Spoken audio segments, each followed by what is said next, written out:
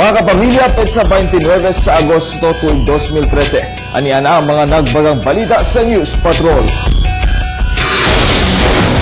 Langyaw, gikasuhan ni Vice Mayor Duterte sa paglapas sa balaod trapiko. Pero ang sospek, ni kambyo, nangayo og dispensa.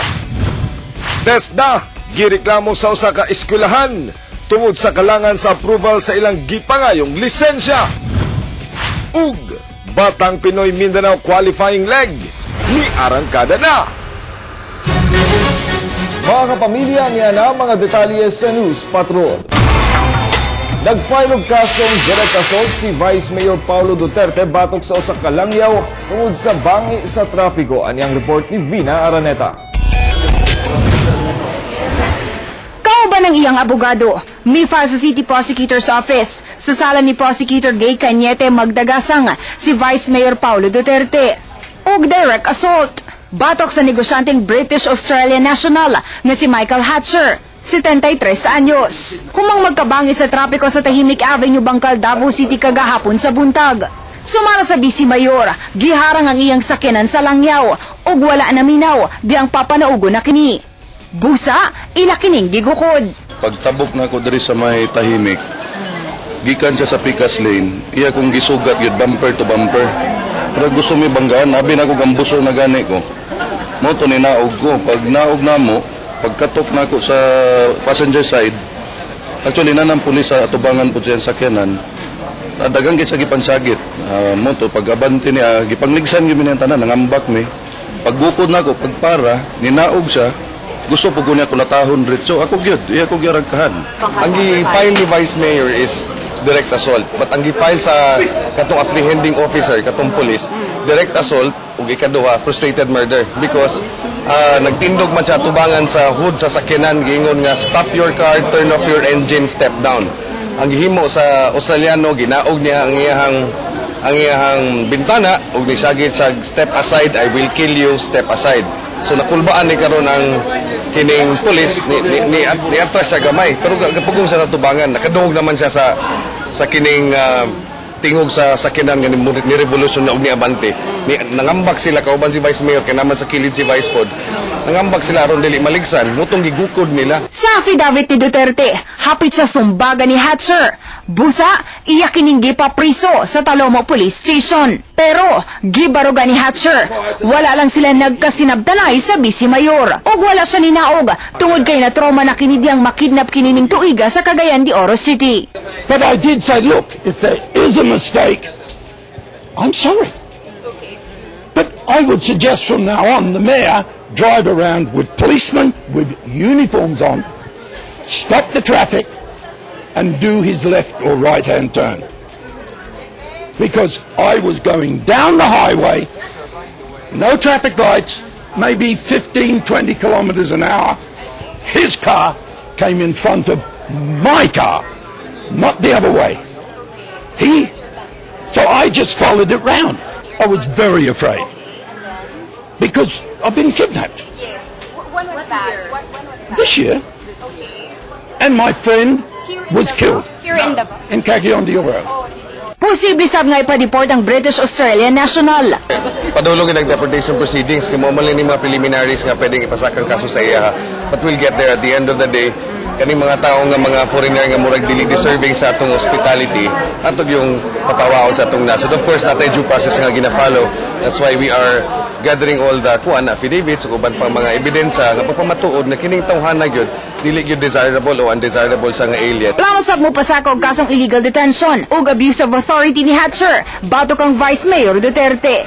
I will go to the immigration department in Manila and fight it. Of course I will. Our company does very good things here and I know I'll get a good listening. Ang negosyanteng si Hatcher tulo ka tuig nang nagpuyo sa Davao City. Vina Araneta, ABS-CBN News. Pagkagabi, may kambyo sa iyang pahayag ang langyong si Michael Hatcher ug nangayo sa pasaylo sa nahimong kalapasan sa balaod trapiko sa Tahimik Avenue, Bangkal, Davao City kagahapon sa buntag kung asa niini nakatubang si Vice Mayor Paulo Duterte. Sumala niya nadala lang siya sa iyang kahadlok sa insidente ug wala tuyo ang mapasipadaan si Duterte. Andam sab siyang muatubang kang Duterte aron personal nga mangayo og dispensa. I think so. I don't know. I haven't seen her. I've been in jail. I've been in jail. But I did say, look, if there is a mistake, I'm sorry. Gikumpiska sa Santa Ana Maritime Unit ang usa ka kabaw alas 9 sa buntag niadtong Miyerkules sa Santa Ana Wharf human walay mapakitang papeles ang tag-iya. Nagikan pa sa Barangay Villarica sa Island Garden City of Samal ang kabaw ug dalon unta kini sa slaughterhouse aron ipaihaw. Kasamtangang nakahigot likod sa opisina sa Santa Ana Headquarters Regional Maritime Office ang kabaw. Gipasabot sa Maritime, importante ang mga papeles labi na sa quarantine ug transport kay basehan kini nga luwas sa sakit ang hayop ug dili makaapekto sa lain pang mga hayop.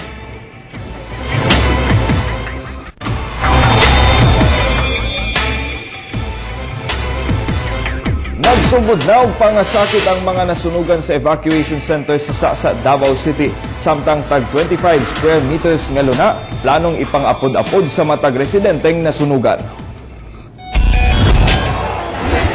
Halos usa ka semana human nahitabo ang sunog sa kilometer 11 sa Davao City. Ana paghihapon ang daghang nasunugan dinhi sa Fatima Gym. Ang problema, daghan ng bata ang nangasakit og ubo, sipon ug kalintura sama sa 8 ka bulang anak ni Miara Gonzales ug iyang mga pag-umangkon. Na kani di ubo, di kalintura, tapos nakinanglan mi og tabang. Hinoon, giapura na sa City Health Office og mga paracetamol ug lain pang tambal ang mga bakwit. Usa niini si Aida Garcia, nga gikalintura ang 9 ka bulan niyang anak. Pero gawa sa tambal, nangayo sab siya og mga gamit sa balay ug uniforms para sa iyang mga anak. Plato, og baso, og tambal, anak. Kay kung sa mga bugas, marag ubay-ubay nang among nadawa sa City Health. Tukon na, kanang paracetamol ra gani, isa ra ka buok. Nya, wala na, papaliton na ito, pa may kapalit. Lakip sa mga problema sa mga nasunugan kung asa sila mamuyo. Giapuran sila og tag 3,000 ngadto sa 10,000 pesos nga ilang pangtukod og balik sa ilang mga balay. Tapo konsab sa barangay ang mga nasunugan aron sabutan kung muuyon pa sila nga tungaon og patas ang luna nga maapuran sila og tag 25 square meters kada pamilya.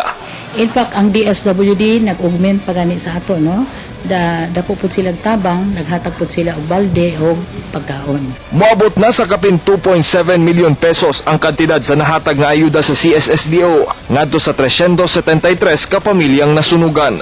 Hernal Tokmo, ABS-CBN News. 26 na ka mga sakop sa rebeldeng New People's Army surrendery sa Davao del Sur ang nakadawat na og cash assistance gikan sa Office of the Presidential Advisor on the Peace Process. Ani ang report ni Bona Pamplona. 26 ka mga rebel returnee ang nakadawat og financial ug livelihood assistance gikan sa Office of the Presidential Advisor on the Peace Process kun OPAP. Pinaagi ni Davao del Sur Governor Claudio Bautista ug ni 39th IB Battalion Commander Lieutenant Colonel Norman Zuniga gitunol niini ang hinabang. Una nakadawat ang mga rebel returnee gipailawom una sila og makuting profiling pagsiguro nga dili na kini mobalik sa kalihukan. Ang atong mga government agency nagtambayayong para mahatagan sila og ma-monitor ang ilang mga livelihood. So tudloan nato sila with certain government agencies na magtudlo sa ilaha kung unsay pagahimuon sa kwarta, the same with monitoring doon sa mga DSWD o lokal nga kagamanan mismo. 17 anyos ang pinakabata nga nagsurrender. Ang kalisod sa kahimtang sa bukid ang nagtugmod kanila sa pagsurrender. Sagad sa mga surrendery, nagbitbit og armas. Ubos sa Comprehensive Local Integration Program sa gobyerno, dunay bayad sabang armas nga isurrender. So ipoprofile na sila, i-check talaga kung tinuod yun nga sila surrendery, na sila aktibong partisipasyon sa una.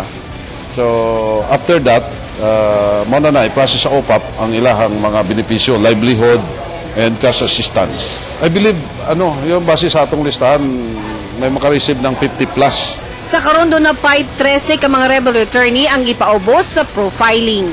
Bona Pamplona, ABS-CBN News. Mga kapamilya at ang isa pagbalik sa News Patrol. TESDA Provincial Office gireklamo sa usa ka eskwelahan tungod sa kalangan sa approval sa ilang gipangayong lisensya. Og Batang Pinoy Mindanao qualifying leg miarangkada na. Kana og daghan pang mga balita sa pagbalik sa News Patrol sa Maayong Buntag, Mindanao. Maayong buntag kapamilya,